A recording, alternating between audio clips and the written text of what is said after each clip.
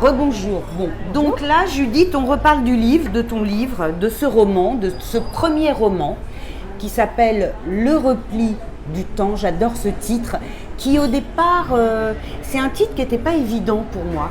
J'arrivais pas très bien à comprendre ce qu'était le repli du temps. Bon, moi, il faut dire que j'ai une relation au temps qui est assez particulière. Je trouve je n'ai pas la notion du temps. Parfois, je vois des gens, je ne peux pas leur donner d'âge, des trucs comme ça, je m'en fiche un peu.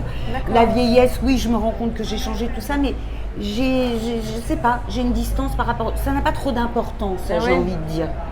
Voilà. Oui. Alors effectivement, moi, j'ai jamais besoin de regarder l'heure et je vais vous donner l'heure quasiment à la minute près. Oui, moi aussi, je suis un peu comme ça. C'est marrant, j'ai une notion du temps, mais ça n'a pas trop d'importance, je veux dire. Voilà. Mais le temps, moi, c'est le sujet de ma vie, c'est le sujet qui me passionne le plus. Alors, qu'est-ce que vous avez écrit dans ce repli du temps qui est une saga moi j'adore parce que j'ai commencé, je sais que les 50 premières pages de votre livre, pour moi je l'ai lu comme un livre de science-fiction.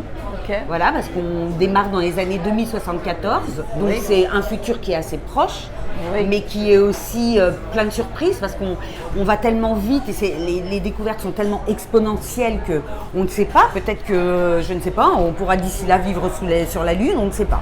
D'accord. Voilà. Donc ça m'a beaucoup intéressée parce que j'adore Barjavel.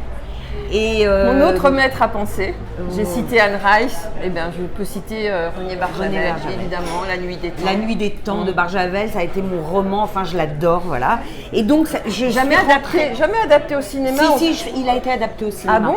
Oui, mais alors là, je suis incapable de vous sortir par quel réalisateur, mais il a été adapté au cinéma. Et je rentre dans un univers qui me fascine, où je n'ai pas les clés, je n'ai pas du tout les clés, je me balade dans une tour de verre, en fait, c'est exactement comme ça, moi, que je rentre dans le roman, et puis après, ça s'enchaîne, je m'accroche, parce que c'est plein d'énigmes, et en fait, c'est un thriller sentimental. Exactement, c'est un thriller intimiste.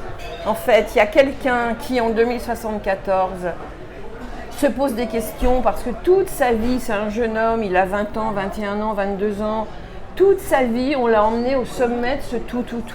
Et toute sa vie, on lui a montré des photos de son père qui a disparu dans des conditions que je ne dirai pas là, mais qui sont complètement dingues. Oui, parce qu'on ne va pas dévoiler. Non, on ne va rien dévoiler. Et à côté de son père, qui est donc l'architecte qui a bâti le tout, à côté de son père, il y a la photo d'un homme et d'une femme. Et pour ce gamin, quand il a 1 an, 5 ans, 8 ans, 10 ans, 15 ans, ce gamin, il est absolument convaincu que ces gens sont des grands amis de son père. Il est attiré comme un aimant vers ces gens, donc il va essayer de comprendre qui étaient ces gens, et etc. Et là, on va rentrer, parce qu'il faut quand même le dire, dans une très belle histoire d'amour, et où le temps joue.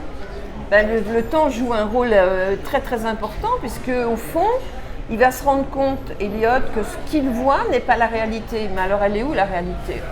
Justement, mais où est la réalité? Quel est le vrai monde dans lequel on vit? Est-ce qu'on peut dire il y a plusieurs tuyaux, non? Il semblerait. Je pense qu'il y a autant de tuyaux qu'il y a de gens, déjà. Voilà, oui. Déjà. Mais effectivement, il y a un moment, il va mettre en pause tous ses projets, tous ses désirs. Et il va se dire, je mène l'enquête, je veux savoir qui sont Jared et Satine. Voilà, c'est ça. Donc, qui sont Jared et Satine? De sacrés personnages qui vivent des expériences sublimes. En fait, ils vivent un amour absolu. Un amour absolu.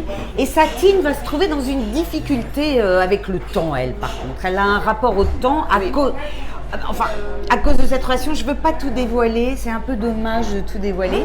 La seule chose que je puisse dire et qui va peut-être vous donner une voix, c'est que peut-être que Brigitte Macron aimerait bien lire ce livre. Peut-être. Qu'est-ce qu'elle penserait et qu'est-ce qu'elle dirait? Est-ce qu'elle serait d'accord avec Satine? Écoutez, en tout cas, je cite Brigitte Macron effectivement dans ce bouquin. Et je vais pas tout dire, mais il y a au moins une chose que je peux dire ici, puisque vous me recevez, je peux faire une confidence. C'est qu'il fallait qu'elle soit drôlement amoureuse quand même pour accepter tout ça. Absolument.